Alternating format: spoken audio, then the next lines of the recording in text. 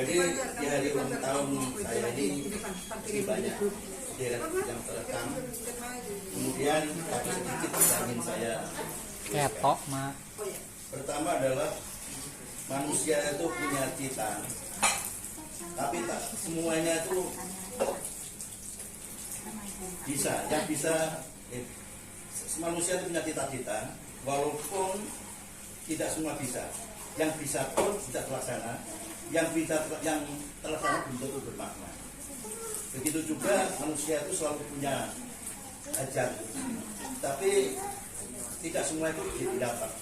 Yang didapat itu pun belum tentu bermanfaat. Oleh karena itu sebabnya adalah semua itu karena penuh dengan nafsu angkara yang tiada nyata. Hidup itu sebetulnya sederhana, cuma gaya hidup yang rumit. Jelas beda itu adalah niscaya, tapi dikejar agar sama. Jadi ini saya karena tulisannya cepat sedikit. Jadi sebetulnya kita ini hanya jadi saksi aja sebetulnya. Biar kehidupan itu sebetulnya kan Allah yang mengatur. Nah kita menyaksikan bahwa disitulah kehebatan Allah, bukan kita yang hebat. Jadi apabila kita itu ada terjadi macam-macam ya, yang ada orang yang dari kaya jadi miskin, yang miskin jadi hebat, yang kecil jadi besar, yang besar juga tidak bermanfaat itu, karena itu sebetulnya adalah diatur oleh Tuhan yang kuasa. Itu ada takdir ilahi, dan takdir ilahi ini memang sebenarnya kalau selama ada kata-kata walau ala kulli syai'in qadir, kalau kita baca di Al-Fatihah di Al-Baqarah 284 kita ada nilai mati samawati dan seterusnya itu akhir katanya itu selalu ada melalui kalam saya kan. Jadi Tuhan yang berkuasa.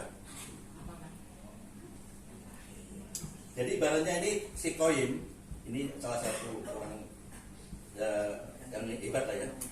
Kita ini tetap ada walau ibarat kita ini sebagai bulu yang bisa terbang kemana-mana ditiup angin, atau kita ini sebagai pohon yang terjang oleh angin, tapi kita itu tetap ada dan hebat. Kenapa?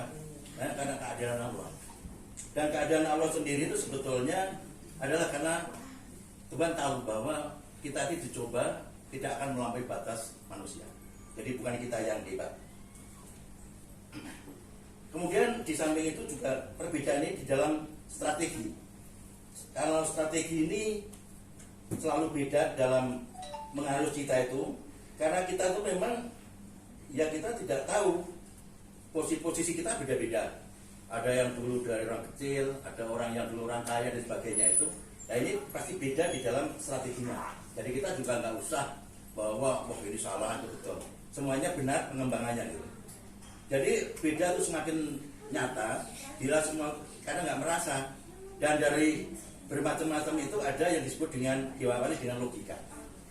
Orang semuanya itu kalau berpikir logika yang masuk akal itu adalah seakan-akan semua kejadian ini mesti masuk akal. Enggak, banyak hal-hal yang nggak ngira ya, dan itu sebenarnya itu berarti tidak logis. Oleh karena itu disebut yang kedua adalah penalaran.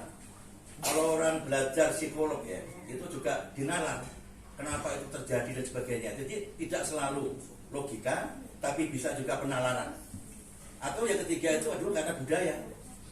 Kita udah haus dengan budaya itu mengajarkan demikian, akhirnya jadi karena budaya itu adalah ikatan rasa yang terbawa oleh rasa itu sendiri.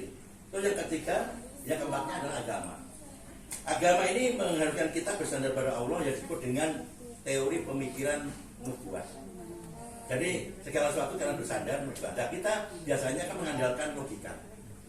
Tidak banyak itu tidak selalu kita dari empat-empatnya itu timbul pemikiran yang jeli, yang benar, yang disebut kebijaksanaan. Nah inilah yang harus kita kembangkan demikian itu. Nah masalah-masalah kita seakan-akan suka dimaknai beda, ini yang menjadi masalah dimaknai beda adalah nggak usah sedih. Tuhan aja dimaknai berbeda-beda. Ada orang mengatakan bahwa Tuhan itu beranak, ada Tuhan itu yang kejam sehingga dibikin neraka. Bikin juga Tuhan itu kasih sayang sehingga semuanya nanti masuk surga. Bisa bermacam-macam itu memaknai Tuhan itu. Jadi setiap keadaan itu mesti penuh makna. Jadi kadang-kadang begini, antara ujian, hisapan, dan peringatan ini kan beda-beda. Ada yang mengatakan kalau orang lain dapat susah, wah itu bisa. Tapi kalau dirinya sendiri, wah saya tidak dapat ujian. Nah itu saya sering dapat dari kata-kata itu di WA saya tuh, wah mas saya ini lagi dapat ujian. Terus dalam hati saya, ujian apa kelakuannya dan gak karuan ujian. Namanya itu paling enggak itu diingatkan atau paling tidak itu karena kebodohannya atau dia itu suka jolim aja gitu. Jadi itu maknanya beda-beda juga. Juga begitu juga antara keberkahan, perjuangan ataupun istidrak. Kadang-kadang kalau orang itu gitu, orang kaya kalau kita nggak suka, oh itu kan istidrak aja pak itu. Nah itu jangan betulnya dia kerja keras keberkahan dari Tuhan. Itu maknanya beda-beda semua gitu. Seperti kalau polisi itu ya antara ditahan dan diamankan itu juga diartikan beda-beda. Gitu. Lalu oleh karena itulah tak ada kebenaran yang mutlak. Karena paling tidak itu ada 4 kebenaran.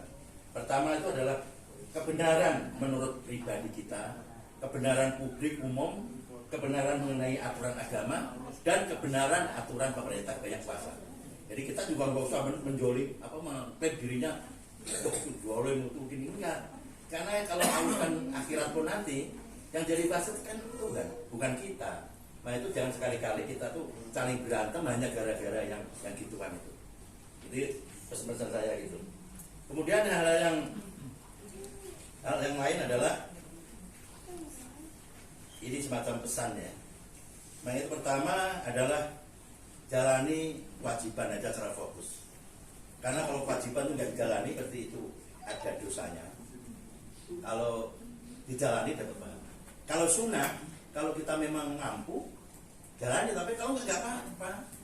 Jangan malah mengatakan nanti itu menyulitkan. Nah, kawan kita ini banyak yang kadang-kadang sunnah itu dianggap kayak wajib, terus akan-akan itu memberatkan kita sebagai orang Islam sendiri. Jadi kita juga ya udah kalau mau kuatnya gitu silahkan lah gitu. Makanya itu kalau berbuat baik itu ukurannya adalah semampunya. Tapi kalau kita menghindari yang dosa itu nggak bisa ukur. Sekecil pun dosa tetap dosa gitu. Itu bedanya pandangan. Itu hal yang kemudian kita tak biasa bicara seindah bagi melodi cinta, tapi lebih utama apa yang kau rasa dan nyatanya. Jadi Anda itu kadang-kadang kan strategi macam-macam, tapi penting nyatanya gitu. Ada orang yang kalau saya pernah baca WA itu teori kalau dipegang dirampok gitu kan, kita giniin aja. Tapi begitu dipraktekkan nggak bisa. Nah, berarti itu kan nyatanya gimana gitu. Jadi harus disesuaikan itu.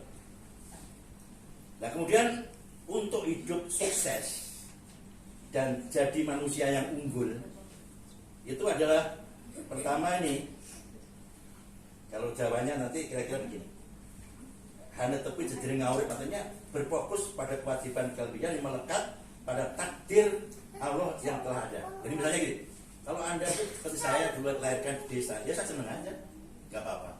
Nah begitu takdir dijalankan, ya kita berusaha, alhamdulillah kita bisa muncul gitu. Ya, tapi itu tadi, kita jangan terus karena misalnya dapat kesulitan aja terus ngeluh sama Tuhan, marah-marah, nggak bisa. Mau kita kan ditakdirkan itu. Terus yang kedua itu adalah kalau dalam bahasa Jawa itu orang paling itu nani wong liat, jadi tidak boleh berbuat jolim, tidak boleh menyakitkan hati orang. Ada bedanya antara menyakiti dan dia sakit. Misalnya tadi saya cerita masih itu.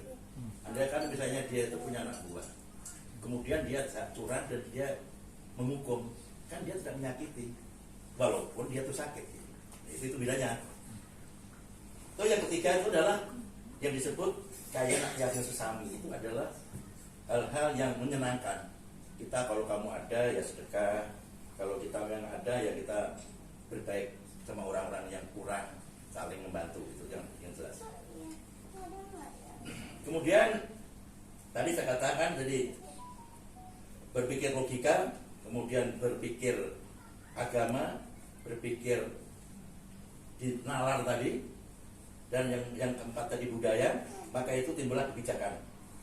Nah kebijakan-kebijakan itulah yang pasti ukurannya adalah masih dalam batas, dalam bingkai kewajaran, kepatutan, kepantasan.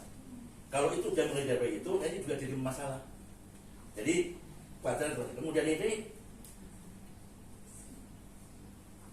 takdir yang ada di Allah itu masih sering kamu pasti ada suka dan tidak suka. Kalau tidak suka, ya diupdate saja cita-cita itu.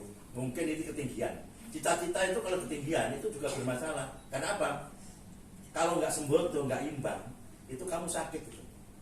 Yang dipasin aja lah. Kalau kamu segini, ya udah cita-citanya segitu. Misalnya orang kalau lagi jadi yang pegawai negeri siapa kalau sini, jadi kasih, ya cita-citanya jadi selatikan, jadi kepala kantor gitu. Tapi kalau misalnya baru misalnya seperti itu mana sih jualnya, misalnya kalau kamu belum jadi kasih, ya cita-citanya kamu bisa kasih dulu aja.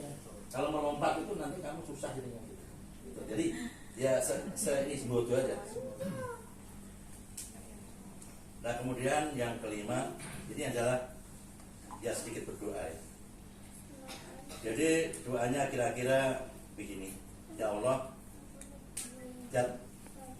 yang namanya adalah obat, yang mengingat adalah kesembuhan, yang berkuasa atas segala takdir yang ada, waloi kuli asyid qadir, dan kemudian perlunya salawat sama baginda Rasulullah. Pertama ini adalah selalu ampunilah dosa-dosa kami, dan yang bisa mengampuni bisa adalah Allah Subhanahu wa taala. Dan jangan lupa dosa-dosa orang tua kita, mbah-mbah kita, nasab kita, dan adalah orang-orang yang telah berjasa dalam hidupnya. Kemudian tunjukkanlah bahwa yang benar itu adalah benar, dan berikan kekuatan kita itu untuk melaksanakan, dan yang salah itu adalah salah, dan kita diberikan kekuatan untuk menghindari. Kemudian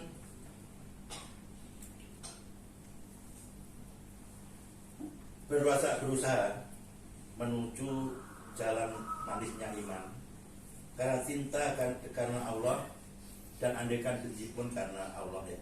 Jadi bukan karena nafsu saja. Terus yang terakhir adalah untuk amal Allah, Rabbana atina fid dunya hasanah wa fil akhirati hasanah wa qina adzabannar. Subhana rabbika rabbil izzati amma yasifun wa salamun alal mursalin. Alhamdulillah.